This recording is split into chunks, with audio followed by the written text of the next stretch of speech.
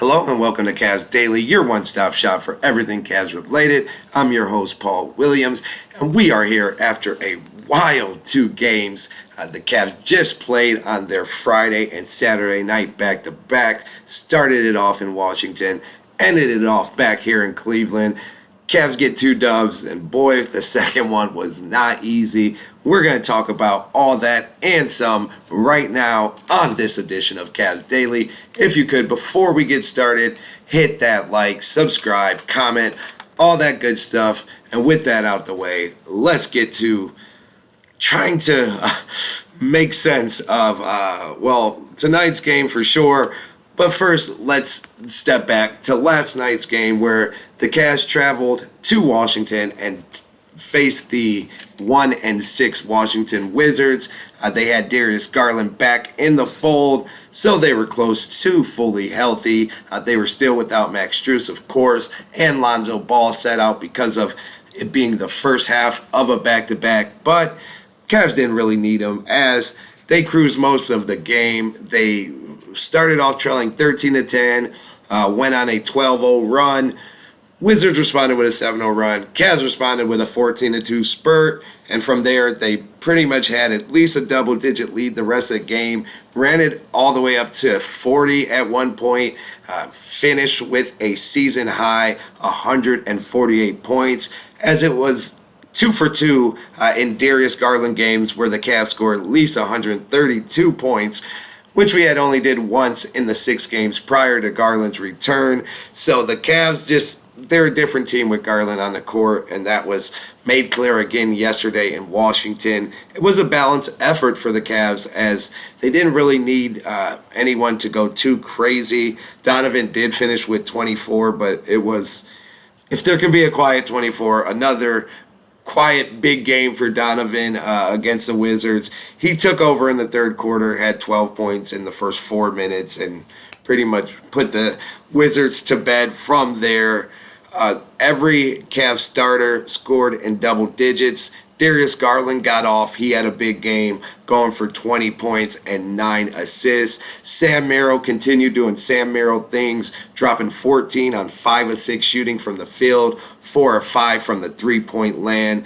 Tyrese Proctor, he came in the fourth quarter and started the quarter with 0 points, ended the game with 17 points, as he shot a ridiculous 5 for 6 from 3 in the fourth quarter, where he scored all 17 of his points and made his first 5 shots of the game, which were all threes. He was on fire, really showed out last night in the limited playing time he got, and it was just an overall team effort. And another big thing before we move on to this crazy game against the Bulls, both big men once again were able to eat in the Wizards game, which was something we highlighted in our last episode as a key to the Cavs' success.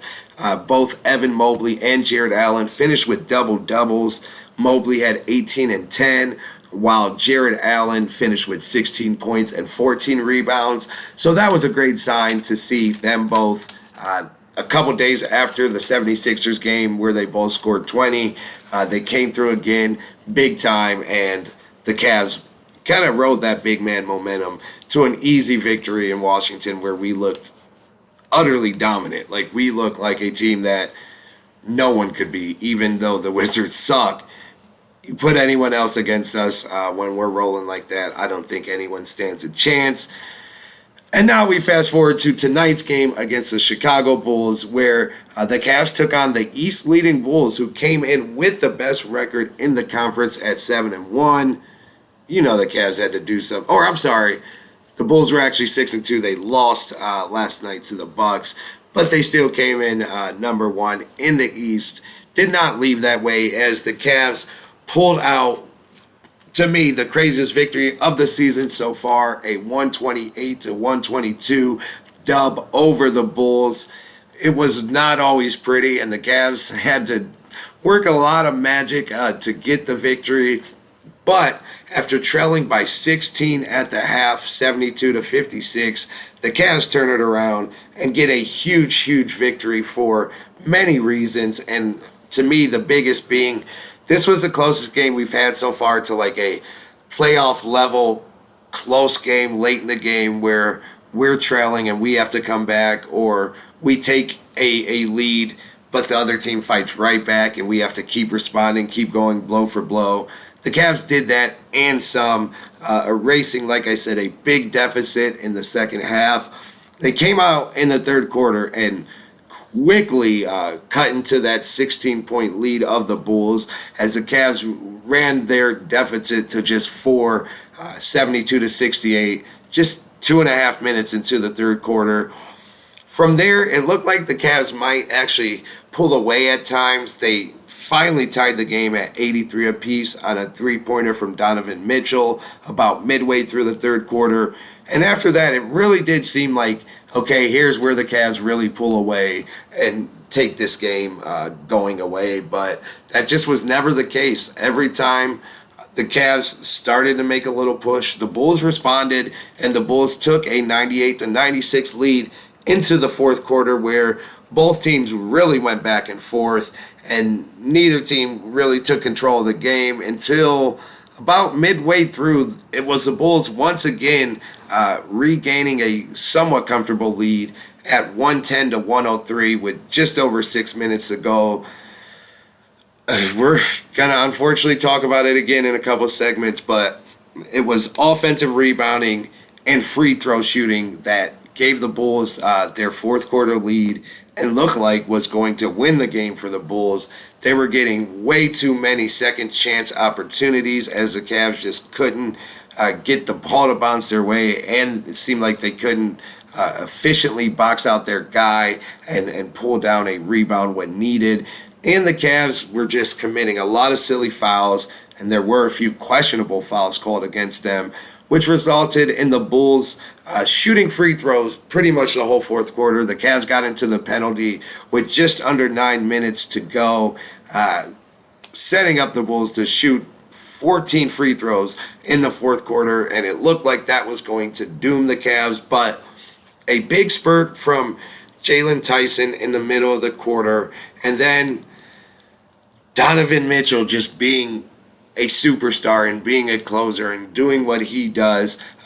He not just put the game away, but he brought the Cavs back and then put the game away as the Bulls had once again built a two-possession lead on six straight he made 5 of them, but he went to the line 6 straight times. Trey Jones of the Chicago Bulls drew three possessions in a row. He drew a foul, a non-shooting foul, but the Cavs were in the penalty, so he still went to the line. He made 5 of 6. That all happened with under 3 minutes to go, and it resulted in the Cavs trailing 120 to 115, 122 to 116 with a minute 37 left in the ball game.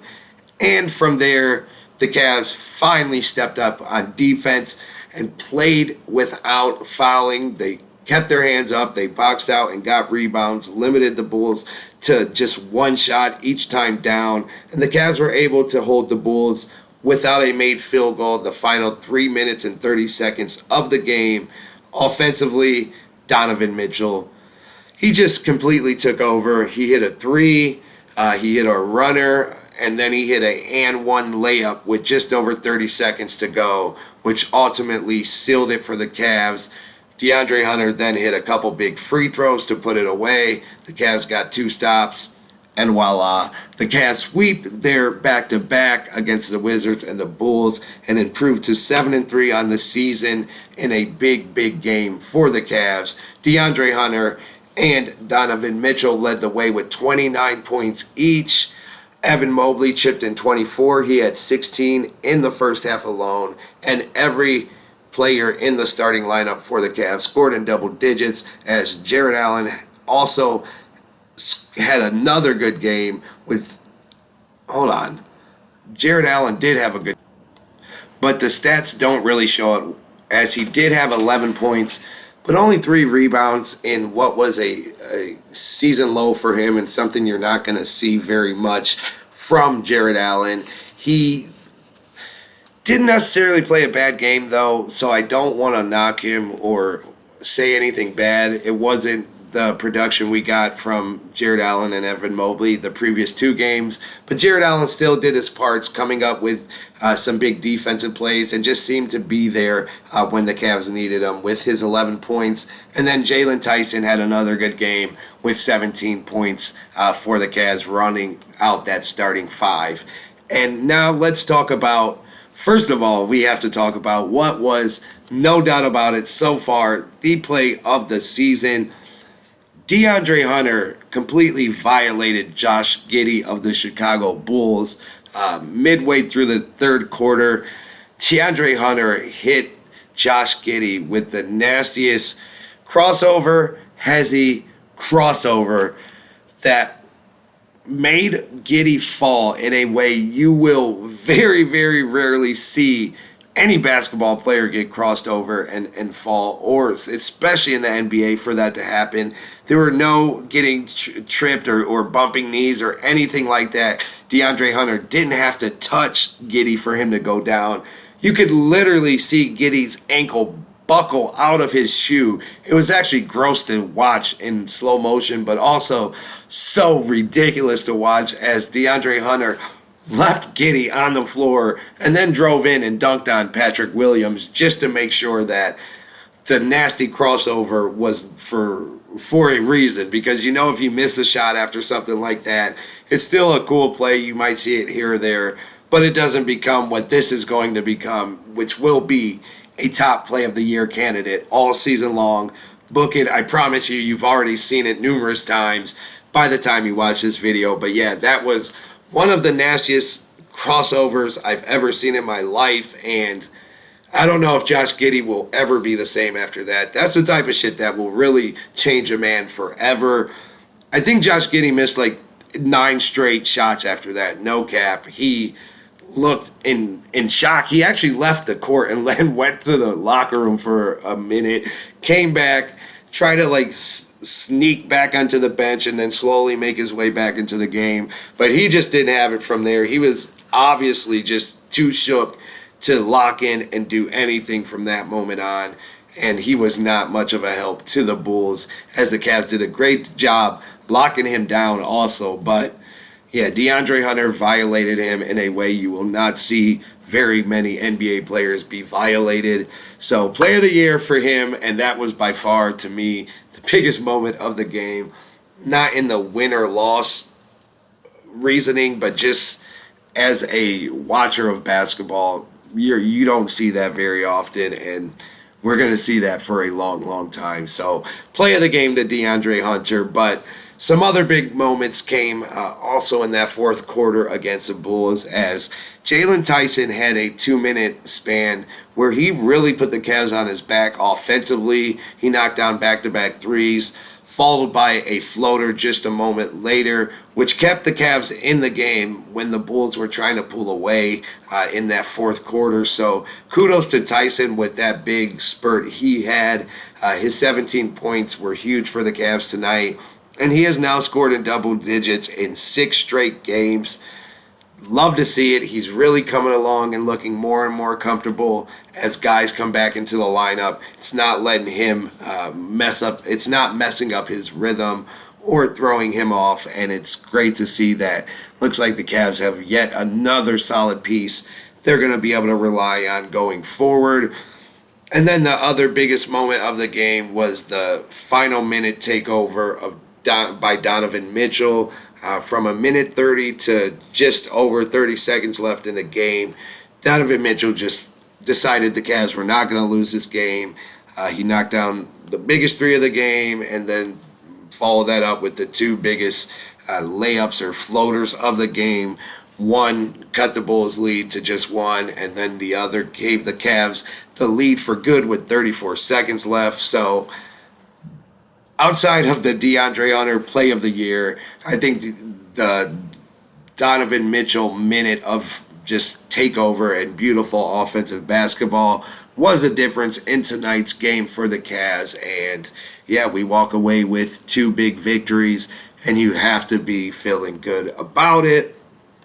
So let me rain on that, but just a little bit. I don't want to do it, but man, if you were watching this game, you have to have been going crazy watching the Cavs just repeatedly allow the Bulls to get offensive rebounds and go to the line. I mean, it got to a point where it was hard to continue to watch without losing my mind. I feel bad for my girlfriend who had to listen to me scream for about 40 minutes in the third and fourth quarter, just begging the Cavs to just please box someone out and get a rebound. They were once again out rebounded in the game by the Bulls, 49-39, which is becoming a theme for the Cavs. They did out rebound the Wizards, but that's not saying much. And even the discrepancy of 49-39 does not do justice for how it felt and how big a lot of the offensive rebounds the Bulls were getting were in the moments of the game. So it's becoming alarming and something we're going to have to fix. Those are the type of mistakes and those are the losing plays that will lose you a playoff game. Like, we'll get away with it a lot in the regular season, especially against teams that just aren't as good as us or even close to our level. But in a tight playoff game against better competition, we're not going to get away with allowing teams to dominate us on the boards. And we also cannot be fouling the way we were fouling tonight. I mean, it was just a parade to the free throw line for the Chicago Bulls. And if they didn't get all those free throws, the Cavs would have came back from 16 and blew the Bulls out and probably rested their starters the final few minutes of the game. Instead, the Cavs needed a heroic effort from Donovan in the final minute to get the win. And even then, we almost gave it up with Trey Jones just going to the line over and over and over to close out the game. They can be fixed. We do have the personnel to be a not just a good rebounding team, but a great rebounding team. And we can also be a very disciplined defense. I don't know. Tonight, I guess you can say some of it was tired legs with it being the second night of the back-to-back. But the Bulls also played the night before, and I'm just not really feeling that excuse because this has been an issue in numerous games now, and we're going to have to clean it up because tonight was a real 911 problem when it came to fouling and rebounding. So we're not going to harp on it more than that. In the end, the Cavs get it done, and it was a great weekend of basketball for them. But those are two issues at some point we're going to have to figure out and get cleaned up. Now, to wrap things up, I just want to touch in on the Bulls, who are having a very good start to their season. Obviously, it seems like the Bulls often get off to really good starts to their seasons, though, and then they kind of regress to the means throughout the year. But I mean, they started off 4-0. They were the last undefeated team. They were 6-1 a couple nights ago. Now they lost both ends of their back-to-back. So they're now 6-3, and just like that, the Cavs have a better record than the Bulls. But the Bulls are still sitting at 6-3, and they've looked good for the majority of the season. They picked up some pretty good wins throughout the year so far. And, I mean, I think it just begs a question to at least ask, are they at least real playoff contenders? I don't think they're going to continue to be in the top four in the East for very much longer. But can they be more than just a guaranteed play-in team and actually compete for maybe the 5 seed or the 6 seed? Or can they at least end in 7th or 8th and give themselves a good shot to get out of the play-in? I'm not convinced yet. I just don't see it with their roster construction. They do have some interesting pieces, like Josh Giddey, of course, has been having a good year for them. Trey Jones seems like a player. Bucelis could be intriguing, but he's just too inconsistent for me. 1 minute, he'll drop 28 in a game and look like the next big European star, and then in the next game he'll have a game like he had tonight and finish with 4 points and have really no impact in the game. They're relying on guys like Isaac Okoro to be starters and big contributors. He played 33 minutes tonight and led them in scoring, actually, with 19 points. They do have some talent. They're still waiting on Colby White to get back. but I still think it's the same old Bulls in my eyes. I could I could see them being maybe the 8th seed or the 7th seed, but no more than that. They're not going to be a top 6 team, and I would guess in 2 weeks they're no longer above 500 either. I do think they could stay around 500 maybe for most of the year, maybe just a few games under. But yeah, I don't think they're what they were the first few weeks, and I feel like they're coming back to earth right in front of our eyes. And I think that'll continue to happen. And now, who knows? Josh Giddey's career may never be the same. After what DeAndre Hunter did to him, he could literally be a different player the rest of this season. And if that's the case, that really just crushes any chance the Bulls have to compete. And I might be being a little funny with that, but really, though, he got embarrassed in a way that you just don't dream of ever being embarrassed, even on the highest level. And that's something he's going to have to come back from. He didn't look good the remainder of the game after that happened. And it'll be interesting to see what he looks like the next few games coming up for the Bulls. But I'm going to say that's a no for me. I don't think we need to take the Bulls seriously. I don't think they're going to be contenders for a long time, probably. With that, we're going to wrap this up. Again, great weekend for the Cavs overall with the 2-0 back-to-back.